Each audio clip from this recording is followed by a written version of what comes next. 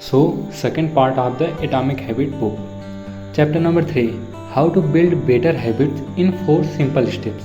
In this chapter, James Clear provides a practical framework for creating effective habits. James breaks down the process of habit formation into 4 steps. First step, cue means sanket.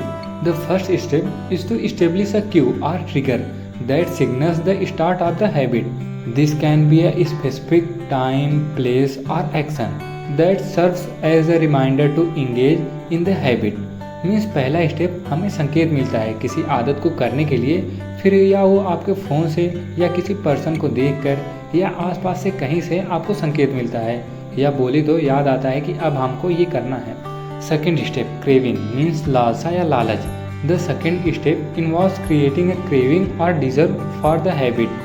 By associating the habit with a positive outcome or reward, we can generate motivation to engage in the behavior.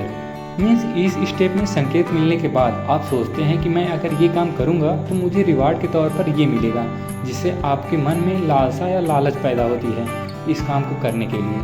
जैसे आप कभी sweets खाते हैं तो reward के तौर पर आपके माइंड में डोपामिन रिलीज होता है, जिससे अगली बार जब आपको वो स्वीट दिखती है तो आपको माइंड में डोपामिन फिर रिलीज होता है, जिससे मिठाई खाने की आपके मन में लालच उत्पन्न होती है. तो now step number 3, response means प्रतिक्रिया. The third step is to define a clear and specific response और action to take when to cue is present. This response should be aligned with the habit we want to develop. इसमें जब हम कोई नई आदत सीखना चाहते हैं तो इस स्टेप में हमें पहले तो क्यू यानी कि संकेत मिलता है, फिर क्रेविंग यानी कि लालसा जागती है, फिर आता है ये स्टेप रिस्पॉन्स. इसमें अगर हम नई आदत को लेकर मोटिवेट हैं तो ठीक है, क्योंकि हम वो आदत आसानी से पकड़ लेंगे. कुल मिलाकर इस स्टेप में आपके ऊपर डिपेंड करता है कि आप उस आदत को लेकर कितना मोटिवेट हैं. So now the last step, step number 4, reward. बोले तो now it's final step. This step is to provide a satisfying reward for completing the habit. The reward should be immediate and reinforce the positive experience of engaging in the habit. Means इस step में उस काम को करने के बाद जो आपको रिजल्ट मिलता है उसे कहते हैं रिवार्ड. जैसे मिठाई खाने से माइंड में डोपामिन रिलीज होता है, यही उसका रिजल्ट है. उसका रिजल्ट अगर आपको अच्छा लगेगा, आपके मन के हिसाब से रहेगा, मतलब आप जैसा सोचे हैं वैसा ही होगा, तो ये आदत आपकी आदत बन जाएगी हमेशा के लिए. James emphasized that habits are most effective when they are both enjoyable and aligned with our values and goals.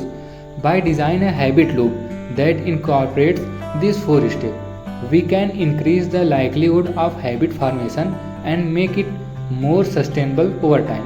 James इस बात पर जोर देते हैं कि आदत तब सबसे प्रभावशाली होती है जब वे आनंददायक हो और हमारे मूल्यों और लक्ष्यों के साथ संरेखित होती हो.